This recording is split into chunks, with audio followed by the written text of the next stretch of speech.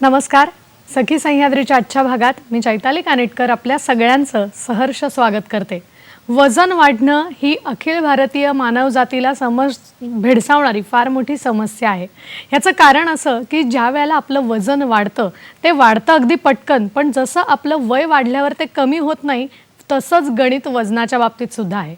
वजन सुद्धा एकदा वाढलं की ते कमी होणं किंवा त्यात घट करणं हे फार मोठं कठीण काम होऊन बसतं. आणि मग आपण मागे लागतो वजन कमी करण्यासाठी. वेगवेगळ्या पद्धतीचे आपण उपाय करतो, पण वजन काही कमी होत नाही आणि मग मात्र आपला हिरमोड होतो. या सगळ्यावर उपाय काय हेच आजच्या भागात आपल्याला जाणून घ्यायचंय. पाहूया आजचा आपला विषय काय आहे तो. आजचा आपला विषय आहे वेट लॉस आणि फिटनेस मंत्र. या विषयावर आपल्याला मार्गदर्शन करण्यासाठी खास स्टुडिओत आपण निमंत्रित केलेला आहे आहार तज्ज्ञ आणि homeopathic consultant doctor Amruta Kulkarni यांना. नमस्कार मॅडम. नमस्कार. कार्यक्रमात आपलं खूप खूप स्वागत करते. धन्यवाद. आणि खरंच हा प्रत्येक व्यक्तीचा फार महत्त्वाचा विषय असं मला वाटतं, कारण आजच्या धकाधकीच्या जीवनात वजन वाढतं पटकन, पण ते कमी होणं फारच अवघड काम आहे. अगदी बरोबर. आणि याच विषयावर मॅडमकडून आपण मार्गदर्शन आजच्या भागात जाणून घेणार आहोत. तत्पूर्वी सर्व प्रेक्षकांना मी मॅडमची ओळख करून देते. मॅडमबद्दल सांगायचं म्हणजे आहार तज्ज्ञ तर ते आहेतच, त्याचबरोबर होमिओपॅथिक कन्सल्टंट आहेत. गेली 15 वर्ष पुण्यात शिवाजीनगर येथे त्यांचं क्लिनिक आहे. त्यांचे यूट्यूबवरती, फेसबुकवरती तसेच इंस्टाग्रामवरती अनेक व्हिडिओज प्रसिद्ध आहेत आणि सोशल मीडियावर त्यांचे अनेक फॉलोअर्स आहेत. आजसुद्धा वजन नेमकं कमी कसं करायचं आहे, फिट कसं राहायचं आहे ह्या विषयावर आपल्याला त्या मार्गदर्शन करणार आहेत. आजचा आपला जो विषय आहे तो आहे वजन कमी कसं करायचं आहे आणि फिट कसं राहायचं आहे. हा विषय आज आपण हाताळणार आहोत, वेट लॉस आणि फिटनेस मंत्र. तेव्हा आता वेळ न घालवता मी लगेचच कार्यक्रमाला सुरुवात करते. मॅडम, आपण म्हणतोय की वजन कमी कसं करायचं किंवा या गोष्टींबाबत, तर मुळात मला इथून सुरुवात करायची आहे की वजन वाढतं तर त्याची कारणं नेमकी काय आहेत, काय सांगाल? बरोबर. चैताली, आत्ता जसं तू म्हणालीस की वजन वाढणं ही एक इतकी मोठी समस्या आहे की एक कुठलं तरी ग्लोबल एक हे असतं ना की बाबा एक इपिडेमिक किंवा पॅन्डेमिक आल्यासारखं आत्ता सध्या ही समस्या सगळ्यांना भेडसावते. तर मला वाटतं की वजन वाढणं किंवा ओबेसिटी ज्याला आम्ही म्हणतो, तर यामध्ये कारणं बरीचशी असतात. त्यामध्ये आनुवंशिकता प्रामुख्याने, म्हणजे जेनेटिक एक बेस असतोच. दुसरं म्हणजे आजकालच्या इतक्या आपल्या व्यस्त जीवनामध्ये किंवा आयुष्यामध्ये आपल्याला कशासाठी वेळ नाही आहे. सगळेच इतक्या घाईघाईमध्ये असतात की कोणाला डाएट म्हणा किंवा एक्सरसाइज यासाठी वेळ नाही. बैठं काम हा अजून एक महत्त्वाचा विषय की दिवसभर फक्त बसूनच राहायचं आहे. एक्सरसाइज आणि हालचाल काहीही नाही आहे किंवा अगदी कमी आहे. मग फॉल्टी डाएटरी हॅबिट्स म्हणू शकतो आपण की इरेग्युलर जेवण, कामाच्या नादामध्ये सगळंच आपण विसरतो. तर हे एक मोठं कारण आहे.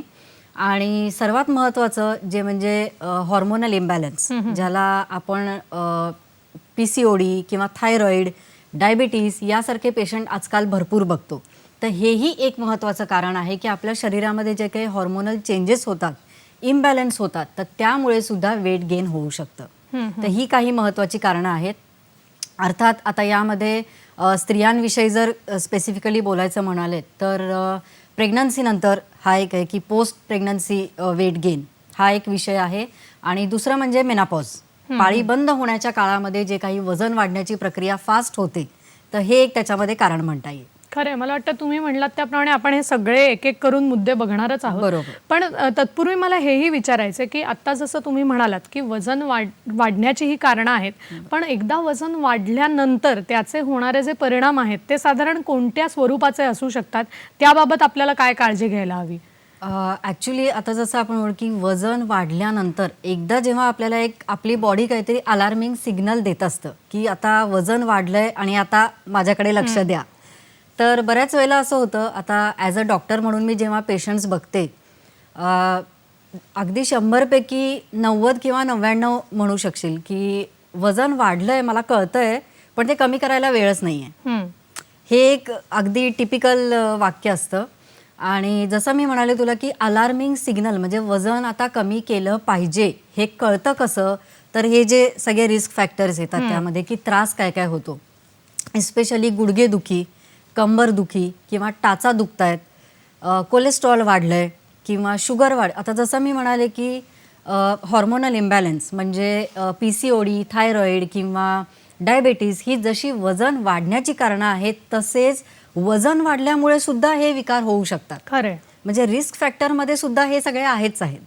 तर हा एक महत्त्वाचा विषय होऊ शकतो की वजन वाढल्यामुळे या सगळ्या सिच्युएशन्सना, या सगळ्या प्रॉब्लेम्सना आपल्याला फेस करावं लागतं. आणि मग कुठेतरी आपण इतके दिवस बॉडी जी आपली अलार्मिंग सिग्नल देत असते, दम लागणं.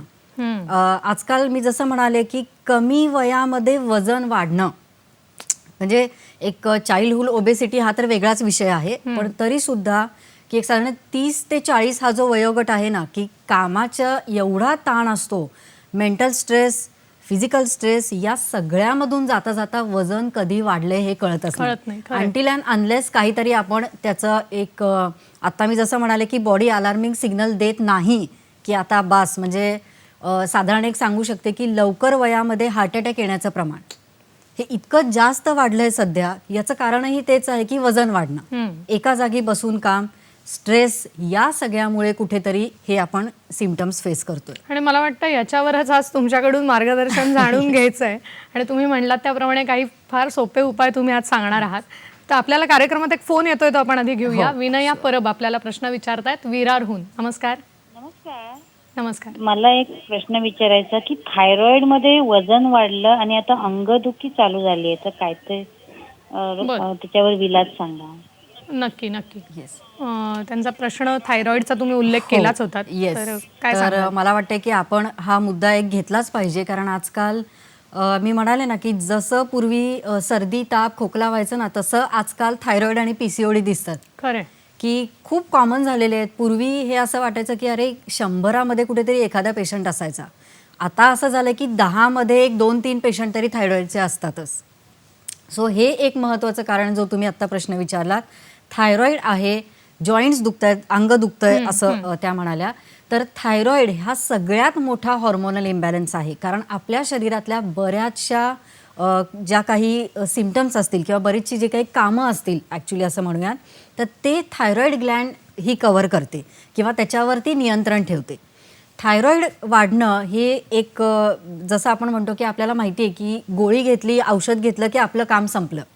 इथे आपलं काम संपत नाही, तर औषध त्याचं काम करतंय, तुम्हाला तुमचं काम करायचं आहे. हे काय करायचं आहे, तर बेसिकली थायरॉइडमध्ये तुम्ही औषधं घ्या, बाकी काहीही करा, पण तुमचा फिटनेस म्हणजे तुमचा आहार आणि तुमचं रोजचं अर्थात तुम्ही एक्सरसाइज म्हणा, वॉकिंग जे काय असेल, हे सगळं ठेवणं फार महत्त्वाचं आहे. आता आहार म्हणजे काय म्हणाल, तर युजली लो फॅट पदार्थ जे आहेत, म्हणजे आता चीज असेल किंवा बटर असेल, याचा वापर आजकाल आपल्या आहारामध्ये खूप जास्त असतो. हे सगळं झाल्यानंतर स्ट्रेस हा एक खूप मोठा फॅक्टर आहे थायरॉइड वाढण्यासाठी. तर मला वाटतं की स्त्रियांमध्ये हा आजार फार जास्त दिसून येतो की थायरॉइड वाढणं. याचं कारणही तेच, एजप्रमाणे हॉर्मोनल इश्यूज होत जातात, इम्बॅलन्स होत जातो. आणि यामध्ये कुठेतरी अर्थात जेव्हा आहार आणि स्त्री हा प्रश्न येतो ना, तेव्हा कुठेतरी ते कॉम्प्रोमाइज झालेलाच असतो. उरलेलं खायचं, संपवायसाठी म्हणून खायचं, स्वतःसाठी अख्ख्या घरासाठी डबा करून देतो, पण स्वतःसाठी वेळ नसतो. सगळ्यांचं आपण बघतो, पण मेजर इश्यू इथेच येतो की आत्ता माझं काम आहे, आत्ता मुलांचा डबा आहे, आत्ता बाकी सगळं करायचं आहे, पण माझ्या जेवणाचं काय किंवा माझ्या जेवणाची वेळ, हे सगळं कुठेतरी डिस्टर्ब होऊन जातं. तर हे थायरॉइडसाठी फार महत्त्वाचं आहे की तुम्ही वेळेवर जेवण. दुसरी गोष्ट की जेवणामध्ये प्रोटीन्स किंवा गुड फॅट्स ज्याला आपण म्हणतो, ओमेगा 3 फॅट्स, याचं असणं फार महत्त्वाचं आहे. कॅल्शियमची कमतरता हे सुद्धा एक महत्त्वाचं कारण आहे. अर्थात आपण पुढे मला वाटतं त्या प्रश्नावर येऊच, पण तरीसुद्धा हेही महत्त्वाचं त्याच्यामध्ये उल्लेख मी करू इच्छिते. तर थायरॉइडसाठी तुम्हाला अवॉइड करायचे आहेत असं म्हणजे शेंगदाणे सर्वात महत्त्वाचं, की ज्याने थायरॉइड अजून वाढण्याची शक्यता असते. 5 पदार्थ मुख्य करून तुम्हाला अवॉइड करायचे आहेत, ते म्हणजे शेंगदाणे, सोयाबीन, बीट, कोबी आणि फ्लावर. मला वाटतं परत एकदा या पदार्थांची नावं अगदी सांगाल का? नक्की. थायरॉइड असणाऱ्यांनी हे 5 पदार्थ तुमच्या आहारातून अवॉइड करा किंवा कमीत कमी घ्या. ते म्हणजे शेंगदाणे, बीट, सोयाबीन, कोबी आणि फ्लावर. तर या भाज्या जनरली आपल्या रोजच्या आहारामध्ये असतात किंवा त्या फ्रिक्वेंटली आपल्या घरी आणल्या जातात, पण हे नक्की तुम्ही करून बघा की थायरॉईड असणाऱ्यांनी हे अवॉइड करून बाकी सगळे म्हणजे कॉम्प्लेक्स कार्बोहायड्रेट्स जे आहेत सगळे, म्हणजे आता याचा अर्थ काय तर सगळी धान्य, थोडक्यात सगळे फायबर्स म्हणजे भाज्या, पालेभाज्या आणि फळं हे आहारामध्ये घेणं हे सुद्धा फार महत्त्वाचं ठरतं. मला वाटतं खूप छान उत्तर मॅडमने दिलं आणि काय घ्यावं आणि काय घेऊ नये ह्याची आपल्याला काळजी घ्यायची आहे ज्यावेळेला आपण थायरॉईडसारखा एक समस्या आपल्या समोर येते. आणि मला वाटतं या सखीने जो प्रश्न विचारला तो कदाचित अनेकांच्या मनात असेल सुद्धा आणि माझ्याही मनात तो प्रश्न अर्थातच होता, ज्याचं खूप छान उत्तर आपल्याला मॅडमकडून दिलं. मॅडम, मला असं विचारायचं की आत्ता तुम्ही बोलता बोलता उल्लेख केलात की अशा सखी ज्या घरात असतात, ज्या हाऊसवाईफ आहेत, तर बरेच वेळेला त्या सखींचं खरंच दुर्लक्ष होतं स्वतःच्या खाण्याकडे, की उरलेलं खाऊया, मग शिळच खाऊया, आणि मग याचा वजन वाढीशी काही संबंध आहे का? आणि मग त्या परिस्थितीमध्ये त्या सखींनी नेमकी काळजी काय घ्यायला हवी? बरोबर. तर हा मला वाटतं की अगदी खूप मोठा सर्वांच्या मनातला एक प्रश्न असेल.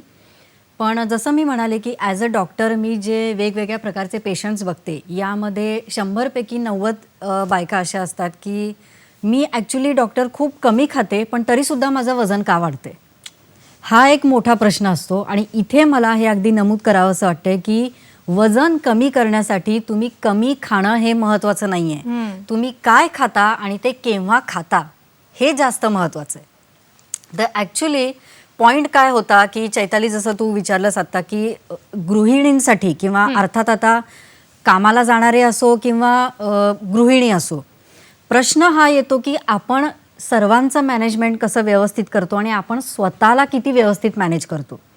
जसं आपली बाकीच्यांबद्दल रिस्पॉन्सिबिलिटी असतात किंवा बाकीच्यांच्या काही जबाबदाऱ्या असतात, तशी स्वतःचीही जबाबदारी आहे की आपण काय खाल्लं पाहिजे, काय नाही खाल्लं पाहिजे.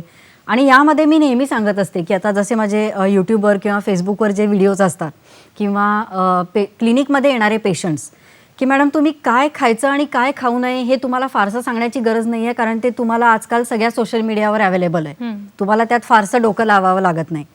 पण ते फॉलो कितपत करायचं आणि त्यातल्या त्यात हे अगदी म्हणजे गृहिणी असो किंवा कामाला जाणारी लोक असो, सगळ्यात महत्त्वाचं की ते फॉलो करायला अतिशय सोपं असलं पाहिजे. आता मी किचकट छानपैकी डाएट लिहून दिलं आणि चैताली तुला सांगितलं की हे 1 महिना तू रोज फॉलो करायचं, तू काय म्हणशील 1-2 दिवस छान करशील उत्साहामध्ये, तिसऱ्या दिवशी दिवसापासून आता बस की आता बस माझा पेशन्सही संपला आणि आता काय वजनही कमी व्हायचे काही चान्सेस दिसत नाही आहेत, जसं आहे तसं चालू राहू दे. हा खूप मोठा फॅक्टर येतो. तर अगदी छोट्या छोट्या टिप्स जर तुम्ही लक्षात ठेवल्यात यामध्ये, तर वजन कमी करणं ही फार मोठी समस्या नाही आहे. सर्वात महत्त्वाचं की कन्सिस्टन्सी, जे काही आपण करतो त्यामध्ये कन्सिस्टन्सी फार महत्त्वाची आहे. 2 दिवस केलं, 4 दिवस सोडलं, परत 4 दिवस केलं, 8 दिवस सोडलं, याच्यामध्ये काहीही उपयोग होत नाही. सर्वात महत्त्वाचं घरी अवेलेबल असणारे पदार्थ किंवा आपले ट्रॅडिशनल फूड. मी नेहमी सांगत असते की वजन कमी करण्यासाठी तुम्हाला कोणत्याही फॅन्सी फूड सप्लिमेंट्सची गरज नाही आहे. जे 99% बायका ही चूक करतात की फास्ट वजन कमी करण्याच्या नादात काहीतरी सप्लिमेंट्स किंवा काहीतरी एक नाही बाबा हे एकदम फास्ट डाएट आहे, फास्ट वजन कमी करणारं डाएट आहे. There is no shortcut for weight loss. खरं, हा सर्वात महत्त्वाचा मुद्दा आहे. आणि सर्वात एक टॅगलाईन लक्षात ठेवण्यासारखी म्हणजे moderation is the key of healthy diet. खरंय. मला वाटतं याबद्दलचं तुमच्याकडून स्पष्टीकरण जाणून घेऊया. फक्त एक फोन येतोय म्हणून तुम्हाला थांबवलं. आपल्याला वसुधा संघशेट्टी प्रश्न विचारतायत बारामतीहून. नमस्कार. नमस्कार वसुधाजी. हा मॅडम, मला एक प्रश्न विचारायचं होतं. बोला. की माझ्या मुलीचं वय 14 वर्ष आहे आणि तिला 11व्या वर्षी सेम पाळी आली होती, पण 1 वर्ष तिला पाळी वर्षभर व्यवस्थित आली, पण नंतर 12-13 हे दोन्ही वर्ष तिला इरेग्युलर व्हायला लागले आणि आता स्पॉटिंगच होते. आणि तिचं वजन आता 52 किलो 51 किलो वजन आहे. आता ती 9वीला गेली आहे आणि तिला आता फक्त स्पॉटिंग होते आणि 15-15 दिवस स्पॉटिंग होते, तिचं फक्त स्पॉटिंगच होते आणि वजन पण वाढलंय आणि तिची रेग्युलर पाळी असते तिची. नक्कीच या विषयावर मॅडमकडून आपण जाणून घेऊया. मला वाटतं त्यांच्या प्रश्नाचं आपण उत्तर देऊया. फक्त आधी तुम्ही आम्हाला स्पष्टीकरण सांगत होतात आधीच्या प्रश्नाशी निगडीत, तर ते आपण आधी घेऊ. येस. तर आपला प्रश्न हा होता की घरच्या घरी काम करण्यासाठी किंवा घरी जे काम करतात आणि बाहेरही जे जॉब करतात, तर त्यांच्यासाठी सगळ्यात सोपी पद्धत जी असते की आपलं ट्रॅडिशनल फूड आपण जे लहानपणापासून खात आलो आहे यामधलंच तुम्ही हेल्दी फूड घेऊन सुद्धा वजन कमी करू शकता. आणि as a doctor, as a dietitian माझा हा जास्तीत जास्त घरचं फूड बनवण्यावर भर असतो की आपले अगदी पारंपरिक जे पदार्थ आहेत चैताली, की जसं थालीपीठ किंवा उपमा असेल, पोहे असतील, या सगळ्यामधलंच हेल्दी व्हर्जन आपण खाऊ शकतो. जसं आंबोळी आहे. आता हे पदार्थ कसे आहेत की लोकांना असं वाटतं किंवा आपण खूप साऱ्या जाहिराती बघतो. आजकाल ॲडव्हर्टाइजमेंटचा जमाना आहे, तर हे बघून की माझं आता वजन पटकन कमी होईल, की मी हे खाल्लं की कमी होईल, असं होत नाही. कारण तुमची बॉडी आत्तापर्यंत आपण जे लहानपणापासून खात आलो आहेत, आजकाल मला इथे एक जास्त नमूद करावं असं वाटतं की ग्लुटेन इंटॉलरन्स. बऱ्याच बायका येऊन विचारतात की मॅडम आता मी चपाती किंवा पोळी खायचं बंद केलं आहे, कारण मी ऐकते बऱ्याच जणांकडून की टी व्हीवरही सांगतात की तुम्ही आता गहू बंद करा आणि भाकरी खा. ॲक्च्युली आता रोजच भाकरी करणं हे जमणार नाही ना सगळ्यांना. असे काही छोट्या छोट्या मुद्द्या की सिंपल टिप्स फॉलो करून तुम्ही घरच्या घरी वजन कमी करू शकता. की रोज नाही जमली, आठवड्यातून 1-2दा करा. तुमच्या आहारामध्ये 1 वाटी डाळ म्हणजेच आमटी जी आपली रेग्युलर असते, 1 वाटी उसळ म्हणजेच कडधान्य कोणतीही उसळ घेऊ शकता, 1 वाटी कोशिंबीर जे आपलं पारंपरिक महाराष्ट्रीयन जी थाळी असते, ही खूप चांगलं जेवण मानलं जातं. आणि आपण काय करतो की कार्बोहायड्रेटचं प्रमाण जास्त घेतो आणि बाकी सगळं थोडं थोडं घेतो. म्हणजे पोळी भाकरी भात किंवा चपाती भाकरी भात याचं प्रमाण जास्त आणि बाकी भाजी एवढीशी, कोशिंबीर एवढीशी. हे एक्झॅक्टली उलटं करायचं. आता हे खूप सोपं आहे तुम्हाला करायला, याला फार काही तुम्हाला वेगळं करायला लागणार नाही आहे. हा पोर्शन जर थोडा थोडा वाढवून तुम्ही जर कार्बोहायड्रेटचा पोर्शन कमी केलात, भात थोडासाच खायचा, चपाती किंवा भाकरी थोडीशीच खायची, असं जर केलं तर नक्कीच वेट लॉस व्हायला मदत होईल.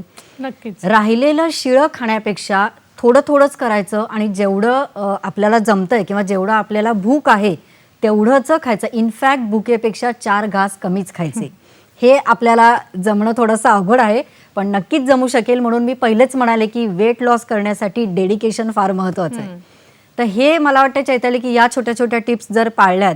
अजून एक महत्त्वाचं, पाणी भरपूर प्यायचं. आता एक मला वाटतं की उन्हाळ्यामध्ये असं आपल्याला जाणवतं तहान लागते म्हणून आपण पाणी पितो, पण आत्ताचा सीझन जो आहे की पावसाळा, आपल्याला खूप तासनतास जाणवतही नाही की आपल्याला पाण्याची गरज आहे आणि मग त्यातून कुठेतरी जास्त जेवलं जातं.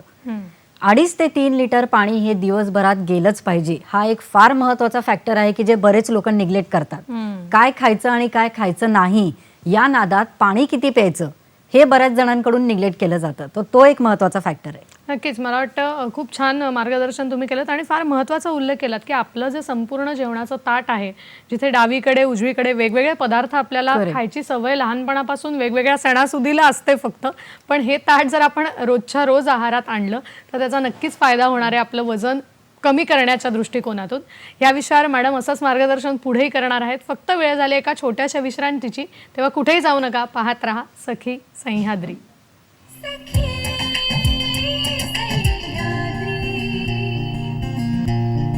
ब्रेकनंतर पुन्हा एकदा सगळ्यांचं स्वागत करते.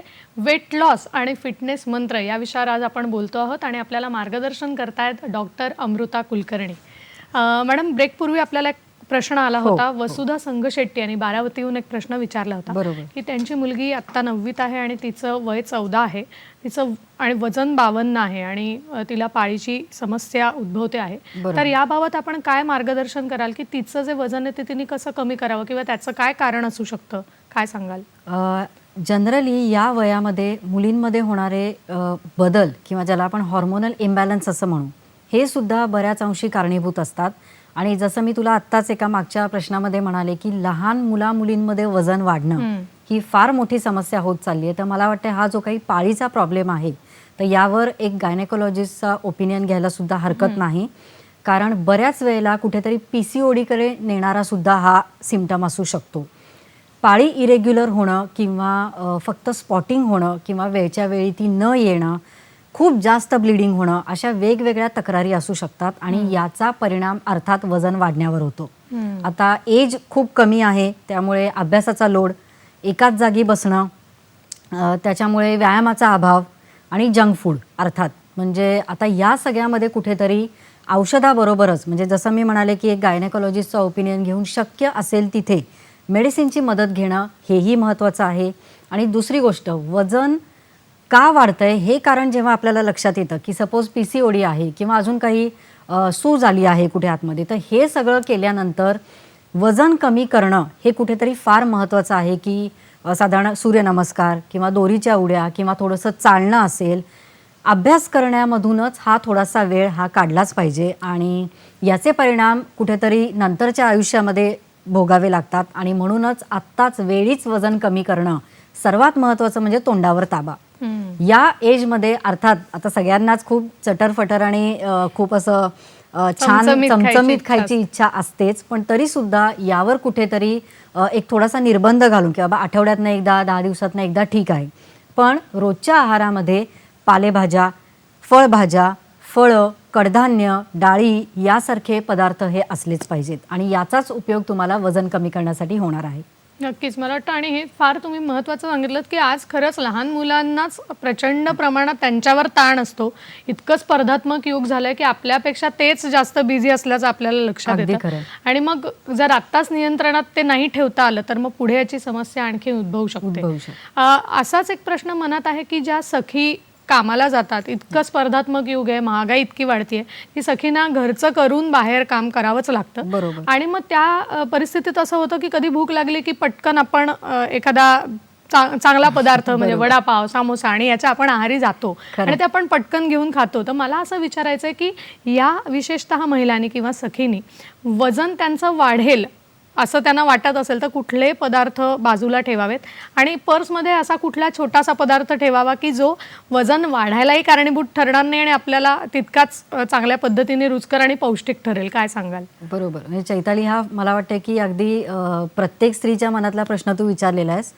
कारण की आजकाल आपण बघतो की 99% बायका या वर्किंग असतात आणि अर्थात हे सगळेच प्रश्न त्यामध्ये आहेत की काम हे करावंच लागतं.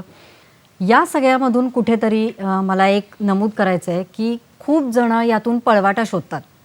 मी काम करते तर मला माझ्याकडे लक्ष द्यायला वेळ नाही, हे कुठेतरी एक फार आपण त्याला सबब जी देतो ना, तर ते एक कुठेतरी होतं. आणि आपली हेल्थ आपल्याला जर चांगली ठेवायची असेल तर मी काम करते आणि मला वेळ नाही हे वाक्य कुठेतरी आपल्या डिक्शनरीमधून काढून टाकलं पाहिजे. कारण जसं मी म्हणाले की मगाशी आपण बघितलं की वजन वाढल्यामुळे काय काय प्रॉब्लेम्स होऊ शकतात, काय काय रिस्क फॅक्टर्स येऊ शकतात. एस्पेशली स्त्रिया जेव्हा घरातलं करतात, बाहेरचं असं आपण म्हणूच शकत नाही की ही गृहिणी आहे आणि ही बाहेर काम करते. कारण प्रत्येक स्त्रीला सगळ्या जबाबदाऱ्या पार पाडाव्याच लागतात, मग ती घरी असो किंवा काम करत असो. जेव्हा आपण काम करतो बाहेर तेव्हाही आपण घरची जबाबदारी पार पाडूनच येतो. मग या सगळ्यामध्ये तुम्ही बरोबरच किंवा तुम्ही कामाला जाताना सोबतच हेल्दी डबा जो नेता, म्हणजे मी बऱ्याच वेळेला मी यावर सेपरेट व्हिडिओ बनवलेले होते चैताली, की कारण जेव्हा पेशंट यायचे क्लिनिकमध्ये तर तेव्हा हाच एक महत्त्वाचा की मॅडम मला वजन कमी करायचं आहे पण तुम्ही डाएट वगैरे काही करायला सांगू नका, कारण मी सकाळी 8ला जाते, रात्री 8ला येते. मी चालू कधी, एक्सरसाइज कधी करू आणि मी डाएट कधी करू, हा महत्त्वाचा प्रश्न असतो. तुम्हाला तुमच्यासाठी स्वतःसाठी दिवसभरातून 40 मिनिटं वेळ काढायला काहीच हरकत नाही आहे आणि जो तुम्ही काढला पाहिजे. तर हे 40 मिनिटं मे बी तुम्हाला सकाळी, संध्याकाळी तुम्ही कधीही व्यायाम करा, तुम्ही चाला. बरं, यासाठी फक्त जिमच जॉईन केलं पाहिजे असंही काही नाही. चालणं हा बेस्ट एक्सरसाइज आहे जो तुम्ही कधी कुठेही करू शकता, अगदी कामाच्या ठिकाणी सुद्धा करू शकता. हा एक महत्त्वाचा मुद्दा. यानंतर डबे कसे न्यावेत किंवा डब्यामध्ये काय काय असावं. बरेच आपण काय करतो की वर्किंग ज्या काही लेडीज असतात, सकाळी जाताना घाई, सगळ्यांचा डबा देण्याच्या घाईघाईमध्ये आपण नाश्ताच करायला विसरतो. हा एक महत्त्वाचा मुद्दा. मग खूप वेळ जेव्हा त्यामध्ये गॅप राहतो की आपण काहीच खाल्लेलं नाही आहे, तर आता बऱ्याच वेळेला असं होतं की बाकी सगळ्यांच्या ह्याच्यामध्ये मला माझं स्वतःचं वेगळं काही बनवायला वेळ नाही आहे. तुमचं वेगळं बनवायची गरजच नाही आहे. जे बाकीचे लोक खातात तेच तुम्ही खाऊ शकता, तेच तुम्ही हेल्दी व्हर्जन बनवू शकता. जसं पोहे, उपीटमध्ये भरपूर भाज्या घाला, हा एक महत्त्वाचा मुद्दा झाला आणि ते तुम्ही सगळ्यांसाठीच करू शकता, तुमच्यासाठी वेगळं करायचं आहे असं काही नाही. हे एक करू शकता की नाश्ता केल्याशिवाय बाहेर जायचं नाही, ॲटलिस्ट एक फळ तरी खायचं. स्प्राउट्स असतात, जसं हिरवे मूग, मटकी, याला मोड आणून ठेवले तर 1-2 दिवस तर छान राहतातच, ते तुम्ही पटकन खाऊन जाऊ शकता.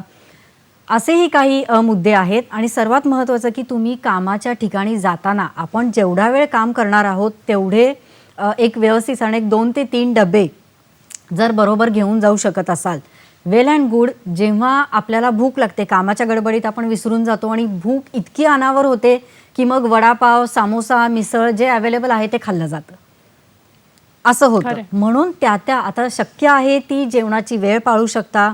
साधारण आपलं सॅलेड किंवा भाजी किंवा उसळ जे तुम्ही डब्यामध्ये अगदी आरामात नेऊ शकता. भरपूर भाज्या घातलेला पुलाव यासारख्या काही गोष्टी आहेत, ओट्स आहेत की जे तुम्ही घेऊन जाऊ शकता. तर हे जे आहे पदार्थ हे आपल्याबरोबर नेणं खूप महत्त्वाचं आहे. कामाच्या गडबडीमध्ये सुद्धा पाण्याचं प्रमाण व्यवस्थित ठेवणं, व्यवस्थित दर 1 तासाला 1 ग्लास पाणी पिणं हा अगदी सोपा उपाय आहे की त्यावर सुद्धा तुम्ही भूक कंट्रोल करू शकता. हा एक उपाय झाला. यानंतर जेव्हा संध्याकाळच्या वेळी असं वाटतं की चहाबरोबर काहीतरी खाल्लं पाहिजे आणि मग रात्री कारण घरी जायला उशीर होतो, मग पुढचं जेवायला उशीर होतो, हा एक महत्त्वाचा मुद्दा की रात्री मला लवकर जेवणं पॉसिबल होत नाही. मग येतानाच मी जर संध्याकाळी जी माझी भुकेची वेळ असते मुख्य 6, 6:30 हे जे आहे, बरेच लोक किंवा बऱ्याच स्त्रिया ट्रॅव्हल करतात, त्याच्यामध्ये 1-1.5 तास निघून जातो. तर मग अशा ट्रॅव्हलिंगमध्ये छोटे छोटे ड्रायफ्रूटचे डबे किंवा एखादी राजगिऱ्याची वडी, आपले जे पूर्वीचे पदार्थ आहेत ना पारंपरिक, म्हणजे मग ज्वारीच्या लाह्यांचा चिवडा किंवा आपल्या लाह्या असतात त्याचा चिवडा, घरी बनवलेला पातळ पोह्यांचा चिवडा, एखादी राजगिऱ्याची वडी, चणे फुटाणे, मखाणे यासारखे भरपूर पर्याय आता उपलब्ध आहेत. आणि मला वाटतं तुम्ही पण हे खूप पर्याय सांगता आहात की जे सखींनी ठेवले तर नक्कीच त्यांना फायदा होईल. आपण अजून उपाय त्यांच्याकडून जाणून घेणार आहोत. फक्त इथे एक प्रश्न येतो म्हणून तुम्हाला थांबवलं. शिवानंद वसेदार प्रश्न विचारतायत निपाणीहून. नमस्कार. नमस्कार मॅडम, निपाणीहून शिवानंद वसे बोलतोय. बोला. आता काही महिला व लोक भरपूर जाड असतात, त्यामुळे त्यांनी काय करतात की आपले वजन कमी करण्यासाठी जेवण खाणे एकदमच कमी करतात. आणि काही लोक बारीक असतात, ते जाड होण्यासाठी काही औषध उपचार वगैरे करतात आणि जेवण सुद्धा खूप म्हणून खायला सुरू करतात. त्याच्यामुळे या दोन्ही पेशंटना म्हणजे व्यक्तींना काय साईड इफेक्ट होऊ शकतोय, काय त्यामुळे काय प्रॉब्लेम होऊ शकत आहे आणि त्याला तुम्ही काय मार्गदर्शन कराल असा प्रश्न आहे मॅडम. नक्कीच नक्कीच या विषयावर त्या आपल्याला उत्तर देतील. पण तत्पूर्वी तुम्ही सखींसाठी वेगवेगळे पदार्थांचे पर्याय सुचवत होतात. जसं सखींना आपल्याला मॅडमनी सांगितलं की एखादं फळ असेल किंवा छोटा ड्रायफ्रूटचा डब्बा असेल तर या गोष्टी आपण केल्या पाहिजेत. मॅडम या व्यतिरिक्त आपण काय सांगत होतात? आपली चर्चा तिथे थांबली होती. हो, तर हे सारे पर्याय आहेत आपल्या पुढे की आपण हे छोटे छोटे डबे आपल्या पर्समध्ये ठेवू शकतो. आणि जेव्हा त्याच्यामध्ये अजून एक मला पर्याय सांगायचा आहे चैताली, ते म्हणजे वेगवेगळ्या प्रकारचे खाकरा. आजकाल तुम्ही मार्केटमध्ये बघाल तर डाएट फूड खूपच जास्त अवेलेबल आहे, कारण लोकही तेवढी हेल्थ, मला वाटतं या लॉकडाऊन नंतर लोक बरीचशी हेल्थ कॉन्शियस झालेली आहेत. कारण ॲक्च्युली हेल्थ काय आहे हे त्या काळामध्ये सगळ्यांना कळलं आहे. तर हे पर्यायही तुम्ही निवडू शकता की अगदीच तुम्हाला वेळ नाही आहे आणि तुमच्यासाठी खूप काही स्पेशल बनवत बसलाय असंही करायचं नाही आहे. पटकन होणारं आणि घरामध्ये असेच पर्याय ठेवायचे की जे आपल्याला खाता येतील, म्हणजे रोस्टेड स्नॅक मोस्टली जे आम्ही आत्ता सांगितले, घरी बनवलेला पातळ पोह्यांचा चिवडा, कमी तेलातला, जेवढे आपण साधारण आता भूक लागली आहे किंवा काही एक मध्ये सटरफटर खायला हवं आहे, यामध्ये आपण काय करतो, आपल्या घरातलं खाऊचं कपाट उघडलं की असेच पर्याय असतात. फरसाण, बाकरवडी किंवा अजून तेलकट काही पर्याय की घरी बनवून ठेवलेत आणि बाहेरचे आणलेत. हे तेलकट पर्याय निवडण्याऐवजी असे हेल्दी पर्याय जर निवडले तर त्याचाही खूप जणांना छान फायदा होतो. जसं पूर्वीचे आपले पारंपरिक पदार्थ की एखादी राजगिऱ्याची वडी किंवा चणे फुटाणे, अगदी सोपं हे आहे की फुटाणे, यामध्ये कॅल्शियम प्रोटीन हे भरपूर प्रमाणामध्ये असतं. तर हाही पर्याय एक चांगला उपलब्ध होऊ शकतो आणि हे थोडं आपल्यासाठी आपण करायला काहीच हरकत नाही आहे. नक्कीच मला वाटतं हे खूप महत्त्वाचं आहे आणि हे प्रत्येक सखींनी पाळलं पाहिजे. आपल्याला कार्यक्रमात एक फोन आला होता, त्याचं आपण उत्तर जाणून घेणार आहोत मॅडमकडून. पण वेळ झाली एका छोट्याशा विश्रांतीची. कुठेही जाऊ नका, पाहत राहा सखी सह्याद्री.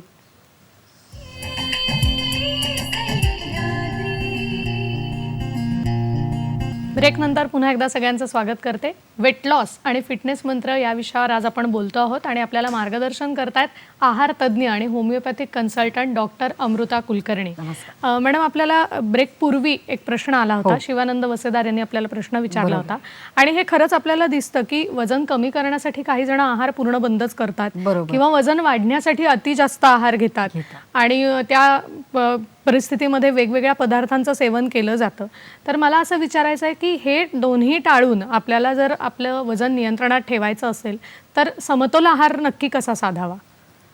हा प्रश्न मला वाटतं फार महत्त्वाचा आहे चैताली, कारण वजन कमी करणं असो किंवा वजन वाढवणं असो, या सगळ्यामध्ये मुख्य मुद्दा जो येतो तो म्हणजे हेल्दी बॅलन्स डाएट, ज्याला आपण समतोल आहार असं म्हणतो. आता समतोल आहार जर याची व्याख्या काय आहे किंवा म्हणजे काय असं जर बघायला गेलं तर आपलं रोजचंच खाणं हे किती आणि केव्हा खायचं, हा एक महत्त्वाचा प्रश्न इथे येतो की जे अतिशय सोपं आहे. डाएट म्हणल्यावर हा प्रश्नच असा लोकांच्या मनामध्ये इतका भीती निर्माण करते की अरे डाएट म्हणजे कुठेतरी फार मोठा मिसाईल आणि हे पडल्यासारखे असे चेहरे असतात लोकांचे. तर ॲक्च्युली डाएट या शब्दाविषयी भीती न बाळगता डाएट म्हणजे काय तर रोजचं आपण जे खातो तेच किती प्रमाणात केव्हा आणि कसं खायचं, हा एक साधा सोपा प्रश्न आहे.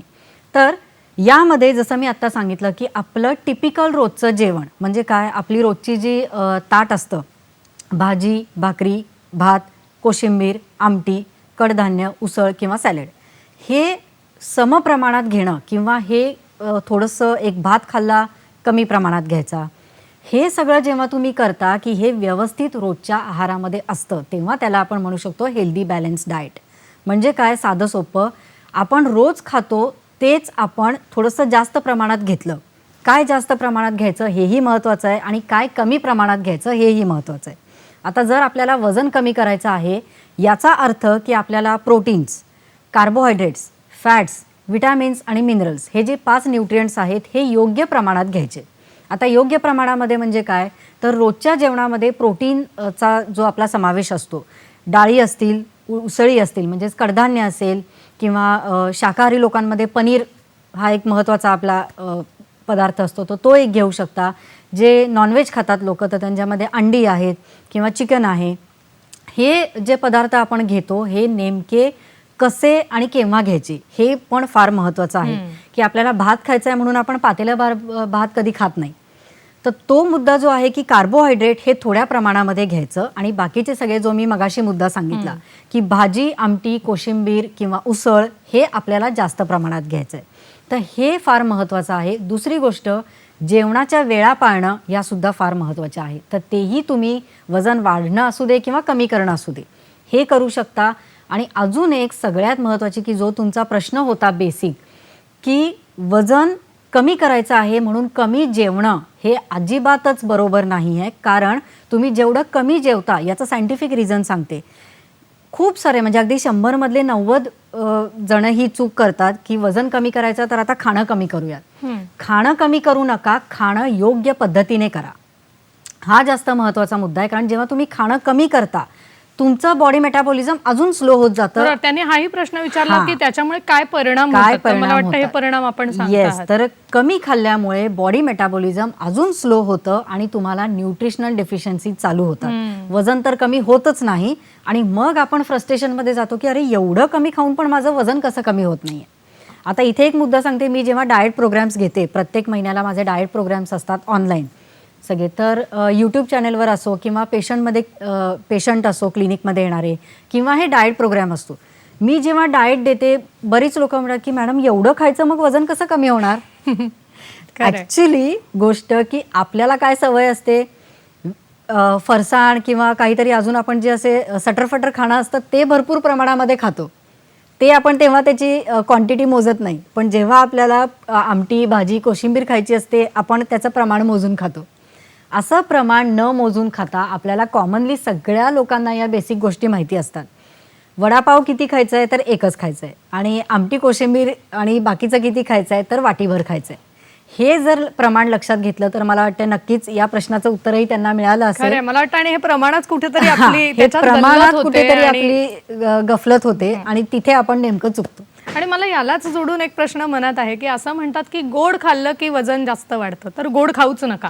तर याबाबत काय मार्गदर्शन करायला पाहिजे? ऍक्च्युली आता हे म्हणणं तर खरं आहे चैताली की गोड खाणं म्हणजे काय तर साखर. बेसिकली साखरेमध्ये एम्प्टी कॅलरीज असतात. सो त्यांनी शरीराला फायदे तर काहीच होत नाहीत. आणि दुसरी गोष्ट म्हणजे तुम्ही जेवढं आता गोड खाण्याचं प्रमाण हे प्रत्येकाचं किती आहे. काही लोक असे असतात की ज्यांना रोज जेवणामध्ये गोड लागतंच, याशिवाय जेवणच पूर्ण होत नाही किंवा जेवण जात नाही. हे कुठेतरी मी एक मगाशी वाक्य सांगितलं, moderation is the key of healthy diet. प्रमाणामध्ये गोष्टी घेतल्या तर त्याचा उपयोग नक्की होतो. आता याचा अर्थ गोड बंदच करायचं का? जेव्हा तुम्हाला वजन कमी करण्याची गरज आहे, ॲट द पॉईंट की आपली बॉडी जेव्हा सिग्नल देते आता वजन कमी करायचं आहे, इथे कुठेतरी तुम्ही साखर पूर्णपणे बंद केली तरी काहीही तुमच्या शरीराला दुष्परिणाम होत नाहीत. कारण इवन आता खूप लोकांना माहिती नाही आहे, पण हा एक मुद्दा सांगावासा मला इथे वाटतोय, कारण तू गोडाचा विषय काढलास, की आपली रोजची धान्य म्हणजे आपण जे काही चपाती, भाकरी किंवा भात किंवा भाज्या खातो किंवा फळं घेतो, यामध्ये नॅचरल शुगर ही असतेच, असतेच. की जी आपल्या शरीरामध्ये शुगरची कमी होऊच देत नाही. मग हे असताना अजून आपण वरून साखर घ्यायची, याला काहीच म्हणजे त्याचा काही शरीराला तुमच्या फायदे तर नाहीच आहेत, पण नुकसान तर भरपूर आहे. मग याच केसमध्ये मला असंही विचारायचं की तुम्ही म्हणालात त्याप्रमाणे की काही जणांना गोडाची सवय असते आणि त्याच्याशिवाय आहार पूर्ण झालाय असं वाटतच नाही, आणि मग आपण कुठेतरी वळतो शुगर फ्री कडे, बरोबर. आणि मग त्याचं सेवन व्हायला सुरुवात होते. तर ते कितपत योग्य आहे? ॲक्च्युली शुगर फ्री घेण्यामध्ये धोका असा काहीच नाही आहे. आता ज्यांना खूप गोड खाण्याची तीव्र इच्छा होते कधी, की नाही बाबा खाऊच शकत नाही, त्यासाठी एक 2-3 छोट्या छोट्या टिप्स सांगते. जेव्हा गोड खाण्याची इच्छा होईल तर तेव्हा 1 ग्लास गरम पाणी प्यायचं.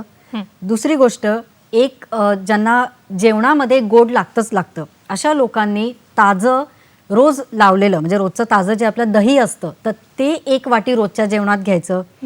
आणि तिसरी गोष्ट, की जेव्हा जेव्हा गोडाची इच्छा होते, एखाद दुसरा बदाम, एखादा अक्रोड किंवा एखादी खारीक असं तुम्ही घेऊ शकता, की ज्यामुळे, किंवा फळ, सफरचंद किंवा डाळिंब, या फळांमधली नॅचरल शुगर तुमचं जे शुगर क्रेविंग असतं ते तात्पुरतं कमी करायला मदत करते.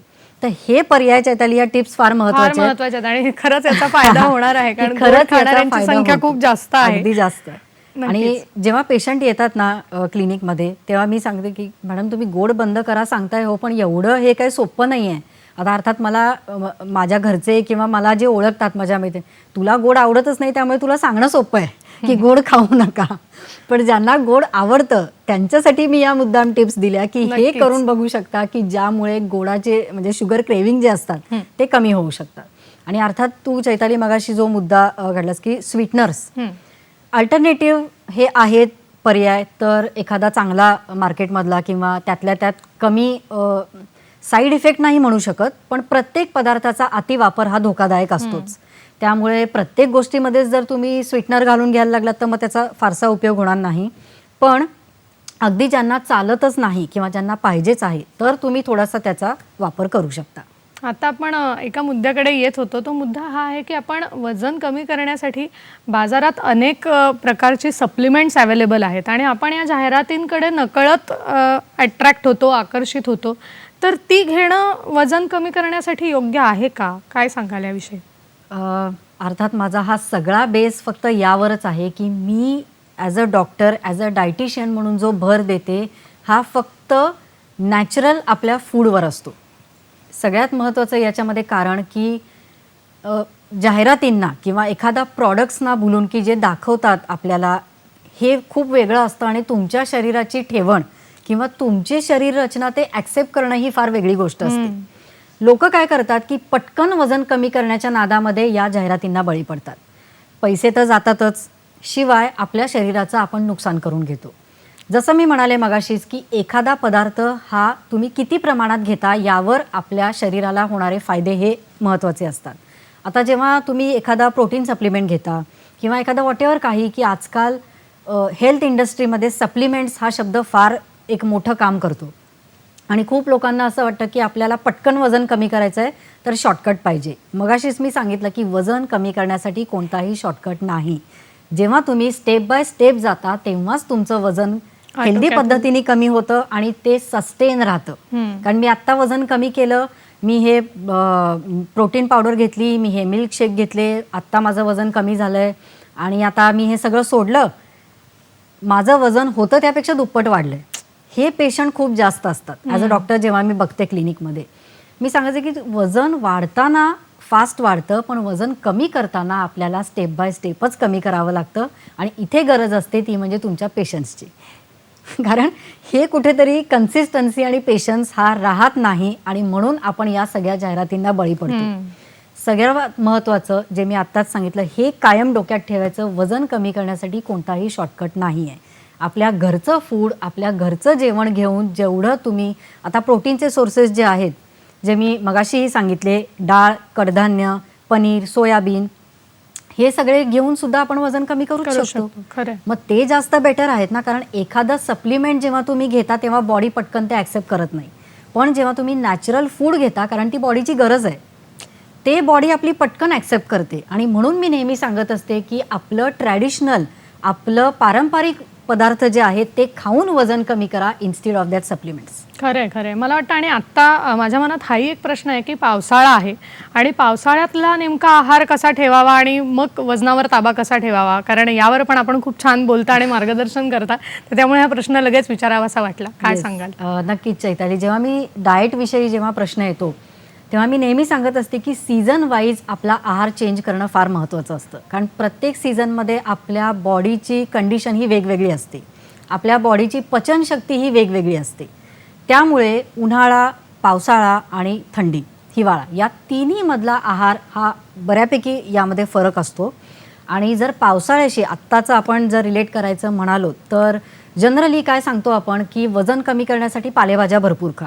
पावसाळ्यामध्ये पालेभाज्या खाणं हे शक्य होत नाही किंवा त्या खराब असतात जनरली. आणि खूप लोकांना असं वाटतं की अरे फायबरसाठी मग घ्यायचं काय. फायबरसाठी तुम्ही प्रत्येक सीझनमध्ये अवेलेबल असलेल्या भाज्या या घेऊच शकता. फळभाज्या घ्या, अवेलेबल असलेली फळं घ्या, जसं सफरचंद किंवा डाळिंब, हे तर आपल्या रोजच्या म्हणजे सीझन कोणताही असो ते अवेलेबल असतंच, हे तुम्ही घेऊ शकता. सर्वात महत्त्वाचं की पावसाळ्यामध्ये गरम आहार घेणं, ताजा आणि गरम, हा फार महत्त्वाचा आहे. आता गरम आहार म्हणल्यावर आपले बरेचसे रसिक प्रेक्षक म्हणतील की वडापाव, सामोसा हे गरमच तर असतं. ॲक्च्युली जेव्हा आपल्याला टेम्पटिंग होतं की पाऊस, भजी, वडापाव हे एक कॉम्बिनेशन आपल्या डोक्यात बसलेलं असतं, तर ते घेणं कितपत योग्य आहे. तर पावसाळ्यामध्ये ॲक्च्युली तुम्ही जेव्हा फॅट्स खूप जास्त घेता या सगळ्या तेलकट पदार्थांमधून, वजन वाढण्याची शक्यता ही तेवढीच जास्त. आणि सोबतच इन्फेक्शन्स वेगवेगळ्या प्रकारचे. सो या सगळ्यामध्ये कुठेतरी आपल्याला आपल्या घरचं ताजं अन्न खाणं अतिशय महत्त्वाचं. तेलकट पदार्थ घ्या पण कमी प्रमाणात घ्या आणि शक्यतो घरी बनवलेला घ्यावा. बाहेरचं किंवा उघड्यावरचं जास्त घेऊ नये, कारण इन्फेक्शन्स खूप जास्त लवकर पसरतात. आणि शक्यतो वजन कमी करायचं असेल तर पावसाळ्यामध्ये सूप आणि कारण सॅलड तर जास्त प्रमाणात खाऊ शकत नाही, कारण ते कच्चं असल्यामुळे बऱ्याच जणांना ॲसिडिटीचा त्रास होतो, इनडायजेशन होतं. या सगळ्यामध्ये कुठेतरी भाज्यांचे सूप हा एक उत्तम पर्याय ठरतो वजन कमी करण्यासाठी. यातच मला आणखीन एक प्रश्न विचारायचा आहे की यावर्षी आपण भरड धान्य वर्ष साजरं करतोय, तर भरड धान्यांचा आहारात समावेश वजन कमी करण्यासाठी उपयुक्त ठरतो का? काय सांगाल? खूपच जास्त. जसं तू आत्ता म्हणालीस की मिलेट इयर हे घोषित केलेलं आहे आता, तर खूप जणांना अचानक साक्षात्कार झाला आहे की आपल्याला हे घेतलं पाहिजे. पण ॲक्च्युली तसं बघायला गेलीस चैताली तर हे आपलं पहिल्यापासूनचं अन्न आहे. कारण त्या सीझनमध्ये आपण ज्वारी असेल, बाजरी असेल, नाचणी असेल, हे आपल्या आहारामध्ये फार पूर्वीपासूनच होतं. आपल्याला फार काही त्याच्यासाठी वेगळे कष्ट घ्यायची गरज नाही आहे. पण आत्ताच्या कसं आहे की एखादं फॅड जसं येतं तर त्याप्रमाणे ते येतं की अरे बाबा हां आता मिलेट इयर आहे तर आपल्याला आता मिलेट्स घेतले पाहिजेत. असं काही आपल्याला फार वेगळं करायचं नाही आहे. त्या सीझनमध्ये आता जसं पावसाळ्यामध्ये शरीर उष्ण ठेवण्यासाठी बाजरी महत्त्वाची असते. थंडीमध्ये पावसाळ्यात आपण बाजरी घेऊ शकतो, उन्हाळ्यामध्ये नाचणी घेऊ शकतो कारण ती थंड असते. हे सगळं जर सीझनप्रमाणे तुम्ही पाळलं, आपले जे काय पारंपरिक पदार्थ मिक्स धान्याचे, म्हणजे बरीचशी धान्य, भरड धान्य मिक्स करून आपण पूर्वी थालीपीठाची भाजणी किंवा आंबोळीचं पीठ हे सगळं तयार करायचो, तर हेही तुम्ही घेऊ शकता. आणि अर्थात या मिलेटमध्ये जर तुम्हाला वजन कमी करायचं असेल, प्रत्येकामध्ये भरपूर भाज्या घालण्याचा प्रयत्न करा. एक स्पेशल टिप आहे ही, जेही काही कराल त्यामध्ये अवेलेबल तुमच्या घरी ज्या सीझनल भाज्या असतील ते घालायचा प्रयत्न करा. पोटही भरलेलं राहतं, फायबर्स जातात आणि वजन पटकन कमी होतं. क्या बात आहे. मला वाटतं हे सगळ्यांनी लक्षात ठेवायचं की स्थानिक फळभाज्यांचा पण आपल्याला त्याच्यात वापर करता येईल आणि तो जरूर करायला हवा. मला अजून एक प्रश्न छोटासा मनात आहे की पुरुष आणि स्त्री यांची वजन वाढण्याची काही टेंडन्सी असते का, किंवा याबद्दल काय थोडक्यात सांगाल? नक्कीच, कारण जसं निसर्गाने दोघांना वेगवेगळं बनवलेलं आहे, दोघांची शरीर रचना, दोघांची टेंडन्सी याच्यामध्ये फार फरक असतो. पुरुषांमध्ये जर बोलायला गेलीस तर ओबेसिटी ही जनरली ॲब्डॉमिनल असते, म्हणजे ओके. पोटाचा घेर वाढणं हे प्रमाण जास्त असतं. स्त्रियांमध्ये पेअर शेप किंवा लोअर बॉडी वाढणं हे प्रमाण खूप जास्त असतं. अर्थात आता ही काय काळ्या दगडावरची रेग नाही आहे, पण एक जनरल टेंडन्सी स्त्रियांमध्ये पुरुषांच्या तुलनेने हॉर्मोनल इम्बॅलन्स खूप जास्त असतो आणि म्हणूनच वजन वाढण्याचं प्रमाण हे स्त्रियांमध्येही तेवढंच जास्त असतं. अर्थात यामध्ये पोस्ट प्रेग्नन्सी किंवा मेनापॉज यासारखे बरेचसे डिसीज तर आहेतच. डिसीज म्हणता येणार नाही कारण या सगळ्या नॅचरल गोष्टी आहेत. तर हे सगळं जो काही टप्पे येतात बेसिकली, तर यामध्ये वजन वाढणं हे फार कॉमन असतं. पुरुषांमध्ये म्हणायला गेलीस तर बैठं काम यामुळे ॲब्डॉमिनल ओबेसिटी पोटाचा घेर वाढणं ही समस्या खूप जास्त सतावते. अर्थात आता या दोन्हीही मध्ये कितीही फरक असला तरी वजन कमी करणं, हेल्दी डाएट फॉलो करणं, एक्सरसाइज करणं हे दोघांना सारखंच आहे. मग आता हे सगळं होतच आहे, पण याच्यावर अगदी थोडक्यात मार्गदर्शन करायचं असेल किंवा एक छोटी टीप द्यायची असेल या टेंडन्सीच्या बाबत किंवा स्त्रियांना आणि पुरुषांना काळजीबाबत, तर ती थोडक्यात काय सांगाल? ॲक्च्युली आता तशा म्हणायला गेलं तर मी बऱ्याच टिप्स आत्ताच्या ह्याच्यामध्ये दिल्या दिलेल्या आहेत, आहेतच. नक्कीच. पण जेव्हा आपण कंपॅरिझन करतो दोघांची, तर स्त्रियांमध्ये युजली आयर्न आणि कॅल्शियम डिफिशियन्सी खूप जास्त प्रमाणात दिसते. तर यामुळेच स्त्रियांमध्ये कॅल्शियमची कमतरता हे कुठेतरी आहारामध्ये भरून निघालं पाहिजे. बाजरी, ज्वारी, राजगिरा या सगळ्या गोष्टींचा, पालेभाज्या या सगळ्या गोष्टींचा वापर जास्तीत जास्त स्त्रियांनी आपल्या आहारात करावा. आणि पुरुषांचं म्हणायला गेलीस तर ॲब्डॉमिनल ओबेसिटी म्हणजे पोट कमी करायचं असेल तर युजली पालेभाज्या हे फार महत्त्वाचं काम करतं. कारण फायबर्स जेवढे जास्त तेवढा पोटाचा घेर हा पटकन कमी व्हायला मदत होते. आणि यामध्ये सर्वात महत्त्वाचं पाण्याचं प्रमाण शरीरातलं व्यवस्थित ठेवायला विसरू नका. कारण पाण्याची पातळी जर कमी झाली तर वजन कमी होणार नाही.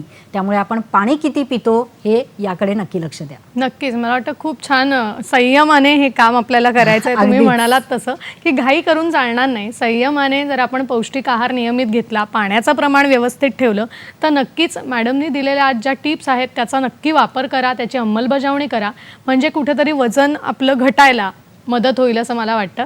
आणि आजचा हा कार्यक्रम आणि विषय कसा वाटला हे आम्हाला कळवायला अजिबात विसरू नका. त्यासाठी ही माध्यमं www.facebook.com/DD सह्याद्री, फेसबुक सखी सह्याद्री @gmail.com हा आपला मेल ID आहे. www.youtube.com/DD सह्याद्री यूट्यूबवर देखील आणि @DD सह्याद्री हे आपलं ट्विटर हँडल आहे. यावर आपण प्रतिक्रिया नक्कीच देऊ शकता. मॅडम, तुम्ही आज वेळात वेळ काढून इथे आलात आणि इतकं छान मार्गदर्शन केलं, कारण हा विषय खरं सांगायचं तर फार अवघड आहे आणि वेट लॉस म्हटल्यानंतर सगळ्यांच्याच मनात एक खड्डा पडतो. पण आज खूप सोपा विषय आपण इथे करून सांगितलात, छान मार्गदर्शन केलं. त्याबद्दल संपूर्ण सखी सह्याद्रीच्या टीमच्या वतीने मी आपले मनपूर्वक आभार मानते. धन्यवाद. मला सगळ्या प्रेक्षकांना एवढंच सांगायचं आहे, जाता जाता वेट लॉस करण्याची घाई करू नका. संयमाने, सातत्याने मॅडमनी दिलेल्या टिप्स फॉलो करा. आपण भेटणार आहोत पुढच्या सखी सह्याद्रीच्या भागात नवीन विषयासह. धन्यवाद.